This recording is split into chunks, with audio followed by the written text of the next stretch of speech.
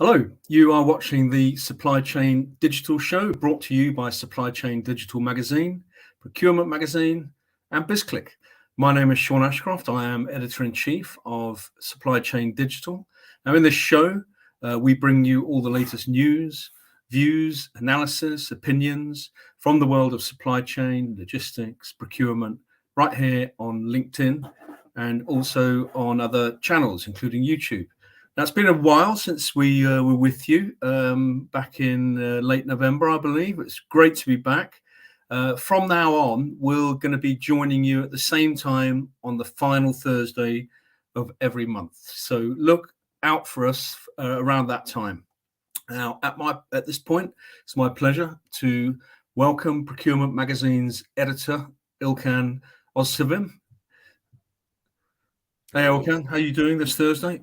I'm good, thank you, Sean. I'm great. How are you doing? Yeah, I'm very well. Now, a quick reminder for all of you watching, please do interact and say hello. You can post in the comments section just underneath the broadcast area of the show. And you can also vote, if you haven't already, in our LinkedIn poll on the Supply Chain and Procurement LinkedIn pages. On which note, Ilkan, what is the poll for this show? Thanks, Sean. So our poll for this week is, a recent study suggests many procurement professionals are facing burnout due to cost-cutting stresses caused by inflation. And we asked our audience, what's the best solution to this?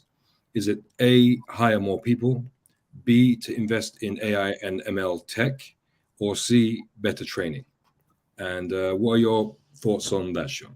Well, I'll tell you what, Ilkan, rather than me waxing lyrical on this, our guest later on in the show, Katie McEwen, who works for Tealbook, the supplier data company. She also known as the procurement girl.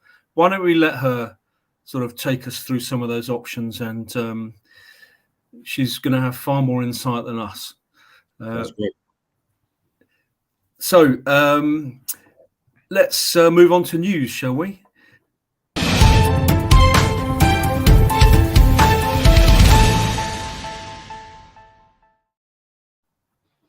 Perfect. Why don't you kick us off, Sean? Will do, Ilkan. So the story I've chosen to look at here is a fairly depressing story, I think, anyway, that I covered earlier in the week. It's a report from Gartner into why so many companies are performing U-turns on their sustainability commitments, particularly as it affects plastics in packaging. Now, Gartner says as many as 90% of organizations are set to miss the targets they had set themselves, 2025 targets for reducing plastics in packaging. Now, the problem for companies who are performing a U-turn on this front is it is going to leave them open to accusations of greenwashing, which can be terribly damaging for their brands and could well affect their bottom line, because many customers, particularly younger customers, are acutely conscious of how credible a company's sustainability claims are. And if they think for a second that a company is guilty of greenwashing, then they're unlikely to spend their dollar or their pound or their euro with them. Now, what the problem, it seems, with this volte-face on plastics in packaging is that most plastics are just simply not recyclable. And even those that are, they can't really be processed because there's insufficient recycling infrastructure to handle them.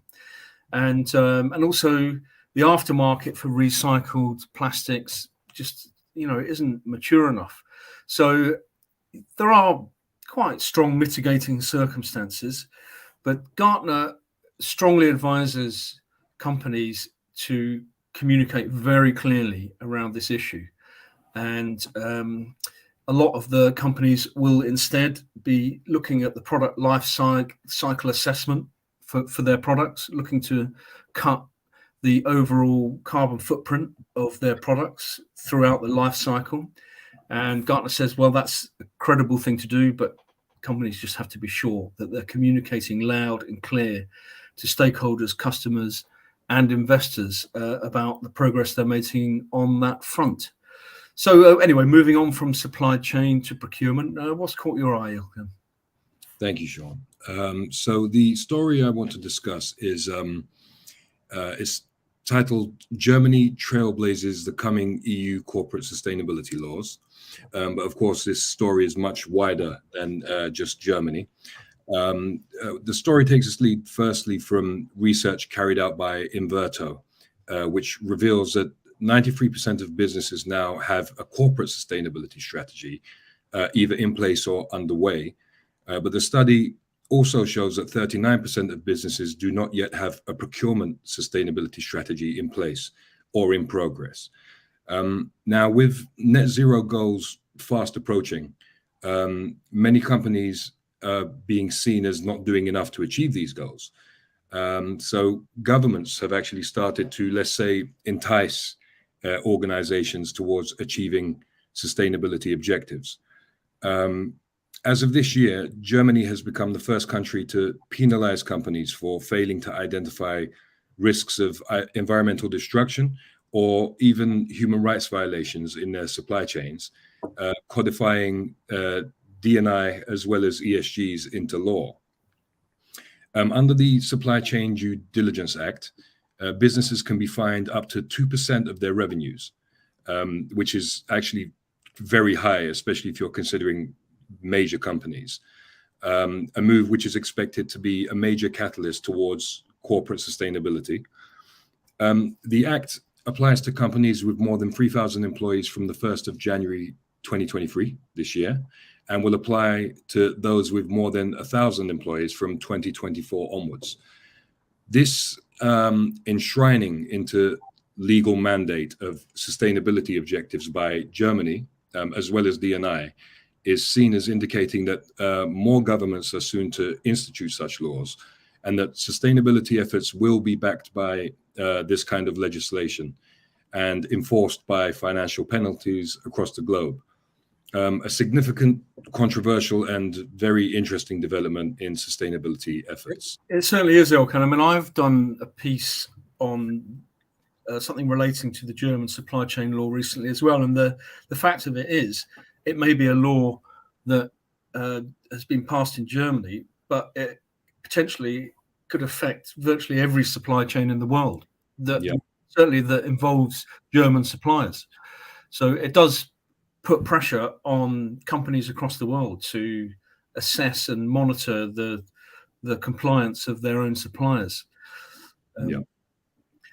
But thank you for that, Ilkan. So at this point, it's my pleasure to introduce our special guest, who is Katie McEwen.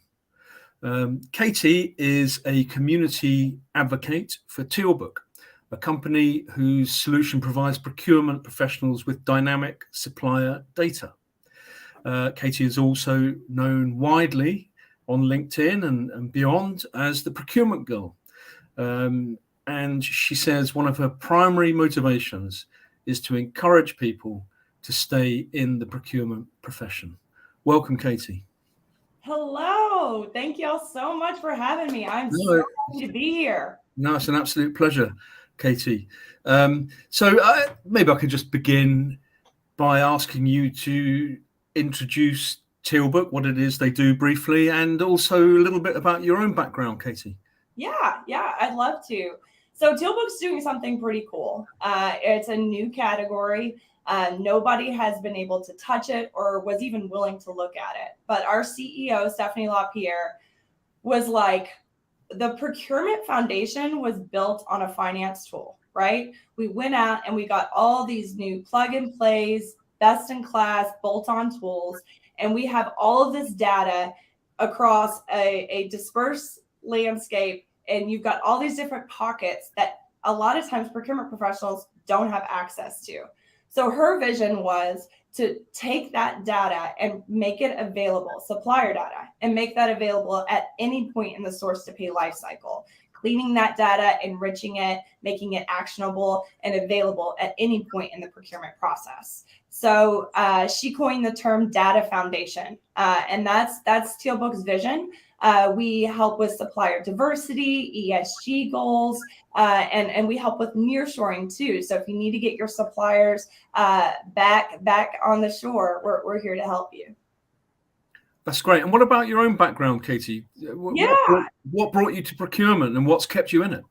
Oh my gosh. So by the grace of God, I'm here. I definitely don't have the resume to be someone that would be a procurement thought leader, if you will.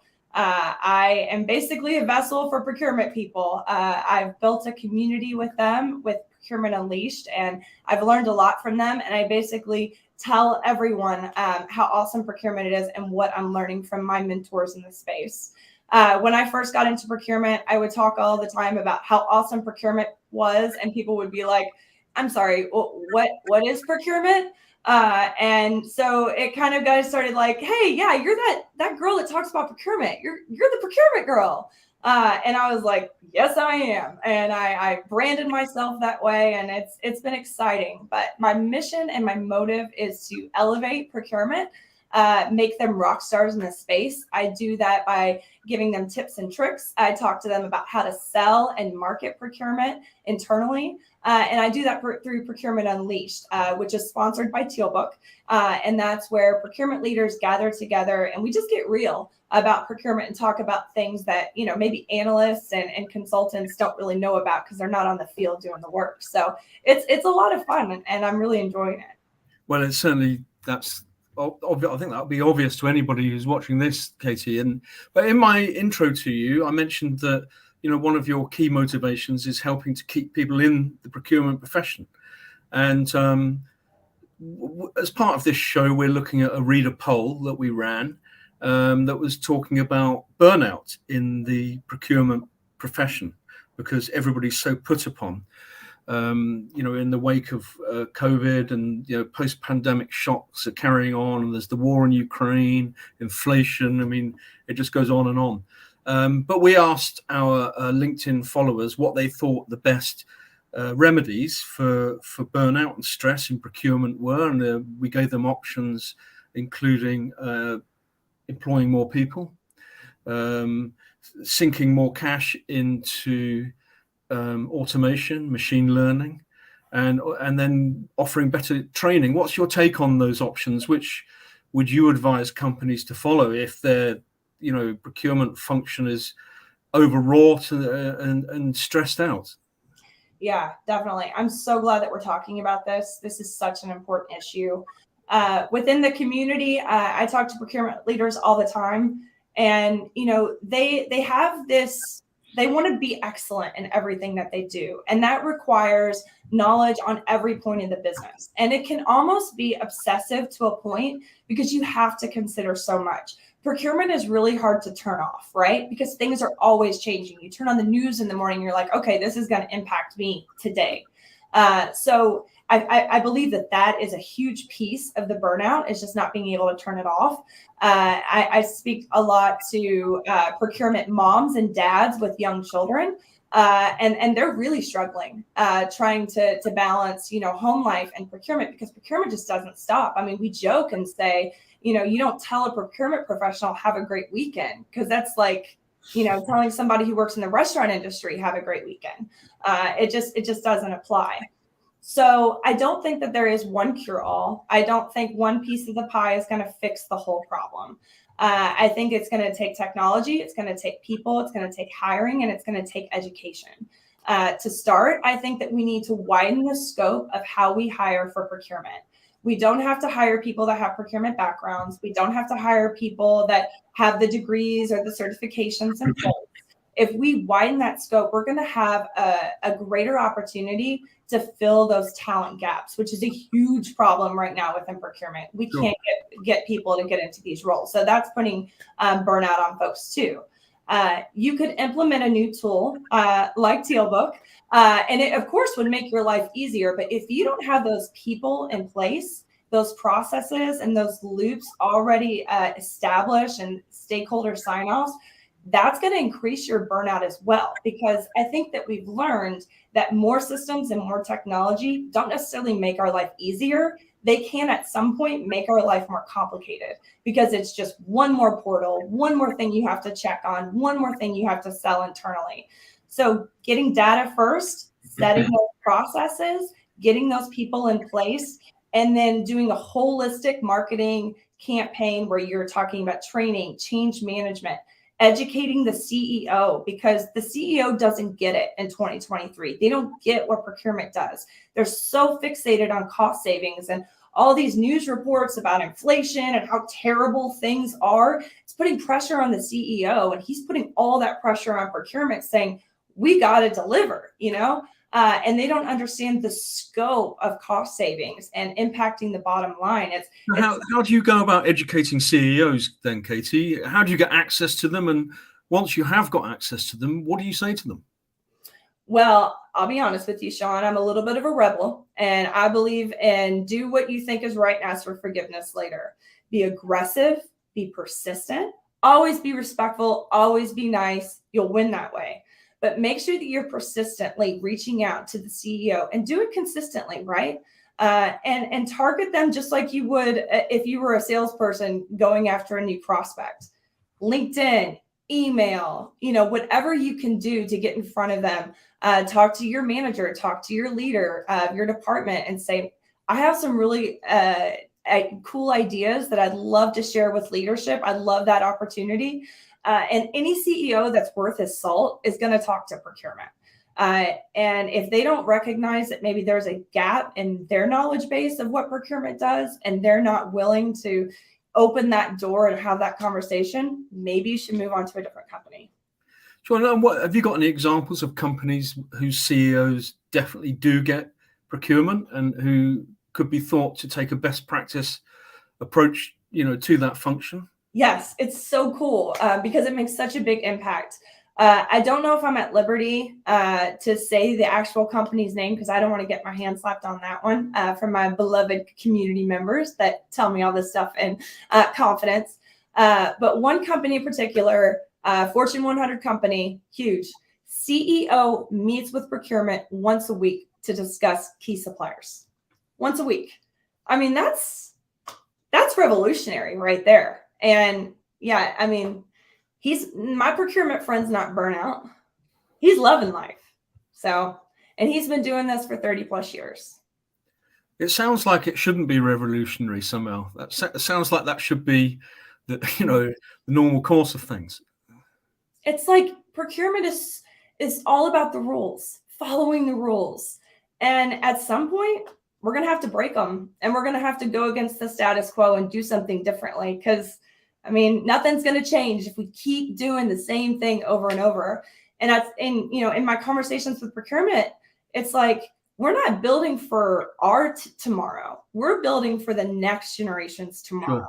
So they're not going to come into this mess and have to do the same thing over and over again.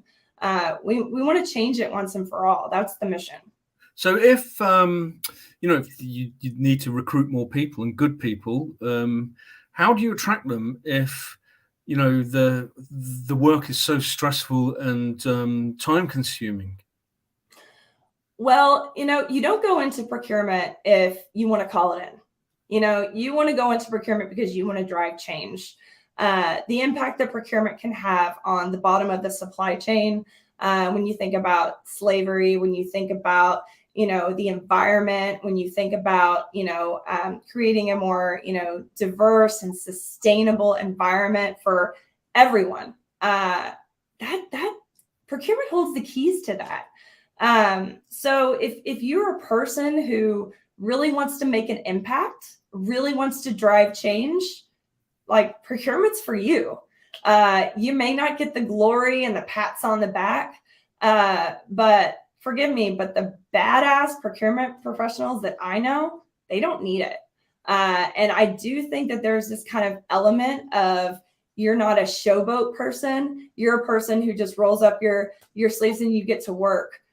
Those are rare, and it's hard to find people like that. But conversations like these, talking about what makes procurement unique, what makes them awesome, and what sets them apart from every other department within the organization, that's going to draw people in, because whether people want to admit it or not, we all want a challenge, right? Sure. We want to be part of the cool kids. So it's all about changing how procurement is this geeky function that's a gatekeeper, that's slowing down your projects and deals, and make it as this, like, we're Batman, like we're changing the game. We're, so essential to the success of the organization. Right. We proved that during COVID. We proved that you can keep a company afloat if you keep procurement. I thought my job was full on, but after all that, I feel like I'm on holiday now, Katie. But, Right? well, sadly, that's all we've got time for now. I could talk to you about this for much longer, but hopefully we'll chat to you again at some point. Love it. I love it. But I really appreciate your time, Katie, and thanks for those insights and your passion. Thank you so much. Thank you. And we will take a quick ad break at this point. Join us in a minute.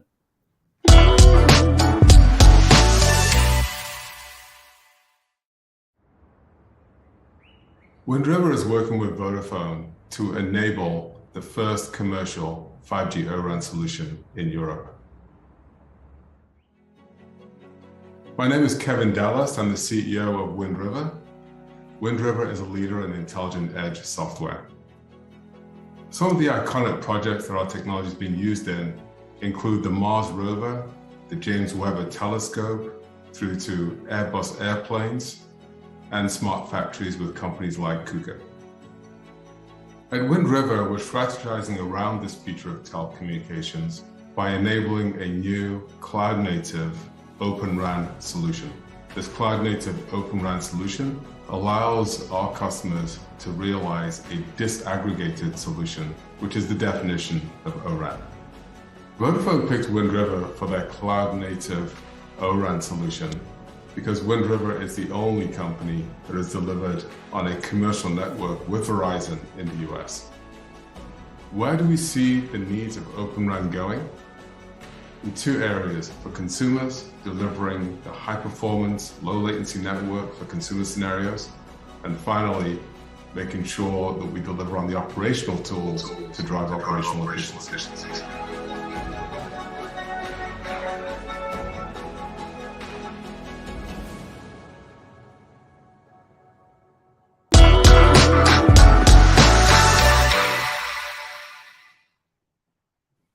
Welcome back. We'll just take a little look at the comments that that you viewers have been sharing with us, mainly in connection with Katie and the interview that we just conducted with her. As usual, we've got an international flavour. We have Abdullah from Iran, and Vinyak from India, and Noof from Saudi Arabia. Hello to all of you. And we've also got some comments as well, people reacting to the interview with Katie McEwen from Tealbook, saying that one person is saying that technology is the way to go. Somebody else is saying that more investment in people is key. But I think, as Katie said, probably both of those things are really important. Anyway, we'll move on from the poll now, and we'll take a look at the latest issues of Supply Chain Digital and Procurement magazines. Now, what did you write about in the latest issue of Procurement, Ilkan, that you'd like to share with us? Perfect. Thank you, Sean. Well, the article I'd like to discuss is headlined Intelligent Procurement, the Rise of Advanced Business Models. And in this piece, I interviewed Jag Lamba, the founder of procurement platform Certa, and Jennifer Chaplin, who is solution engineer and customer engagement principal of the digital decision-making platform Era. The article looks at digital transformation and intelligent procurement as being the inevitable state of procurement and supply chains, and that with increasing complexities and unpredictabilities in the wider environment, intelligent procurement is the only way to go. They talk about ESG initiatives and the rising role of procurement towards these efforts. And Lambert says it will fall to procurement to take the leading role in ESG initiatives, and that essentially he's basically drawing in on something which we're already becoming more and more aware of, which is procurement's rising role towards essentially the new world that we're trying to forge, or that is inevitably coming our way anyway. Adding to this, Chaplin points out that procurement teams are on the front lines and protecting companies from supply chain risk and reducing costs. It all falls squarely into the lap of procurement. And essentially, intelligent procurement which is a kind of convergence between procurement professionals and technology, is the undeniable mark of the procurement world to come.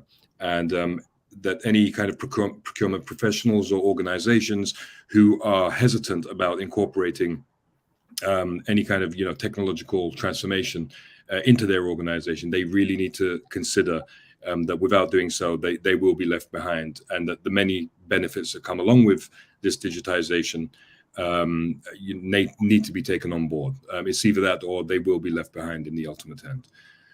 So what about you, Sean? What feature caught your attention this month? Yeah, well, I've chosen one that echoes the Gartner story I was chatting about earlier on. It's a feature looking at greenwashing in the supply chain. Now, the Gartner story that, at the top of the show that I was talking about was looking at how companies are, performing a U-turn on their plastic packaging commitments. This one is looking at the broader issue of greenwashing, how it arises. Sometimes unwittingly, companies can open themselves up to accusations of greenwashing, and what kind of damage it can have. Well, the answer to that is huge, reputationally and commercially.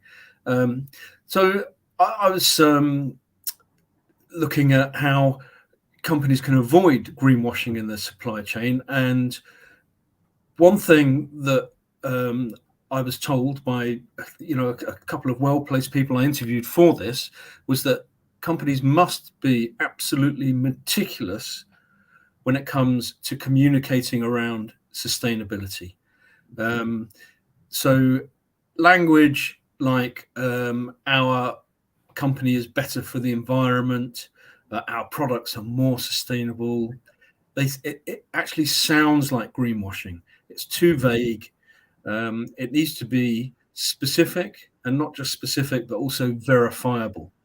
And another aspect to greenwashing is that, a lot of the time, especially if you're a multinational company with a massive supply chain of maybe tens of thousands of vendors, then once you get down to the nether regions of that supply chain, typically closer to the raw materials, then the less visibility you're likely to have, and the more chance there will be that there's some ESG contraventions, less compliance, and it's that can open up companies to claims of, or to accusations of greenwashing. So the long and short of it is, companies need visibility across their supply chains. We know that. We've been talking about it for years, but they also need to be very intelligent and meticulous about how they communicate around sustainability. So that was that feature. There's plenty more in both magazines for readers to enjoy. So we do commend those to you. You can just visit both websites, Procurement Magazine and Supply Chain Digital, and we've got back issues as well. You can read and enjoy. I'll tell you what, though, Ilkan, why don't we take another look at the poll? We'll maybe look at the results and see how they came out. But just remind us quickly, what was the poll question? Sure. So the poll question was: a recent study suggests many procurement professionals are facing burnout due to cost-cutting stresses caused by inflation. And the question was, what's the best solution to this? Is it hire more people, invest in AI and ML technology, or is it better training? And what about the results? Okay, so the results are coming in third was standing at 17% is hire more people. And then next was 30% of people thought that better training would be the solution. But at 54%, most of the people that took part in the poll think that investing in AI and ML technology is the best solution to this, which is interesting. Well, it is. I mean, it would be nice to know if those, what percentage of the 344 people who voted are actually in procurement, because presumably your answer, if you're not in procurement, might be different to that than if you were. But I think it's like Katie was talking about earlier on, it is a blend of all three, isn't it? As these things so often are. But it's interesting that most people have gone for more tech, because, Katie was very particular about saying that, tech has a very important part to play, but it's by no means any kind of silver bullet. And if anything, I got the impression that Katie felt that people are actually more important than tech. But anyway, thank you all for taking part in that poll. And sadly, that's all we got time for in this episode. We hope you enjoyed the show. Thank you ever so much for interacting with us, whether it was to post a comment or to take part in the poll. And remember, this show is available to watch on demand if you want to have a look at it later or you missed it. I'd like to share it with anybody else who you think might be interested in the topics that we cover. A big thank you to our special guest, Katie McEwen of Tealbook, and thank you too to Ilkan and to Ernie and the rest of the video production team, to Justin and the design team for the fantastic looking magazines, and finally to Kaylee and the marketing team. This has been a BizClick production, and we will see you next time. Bye.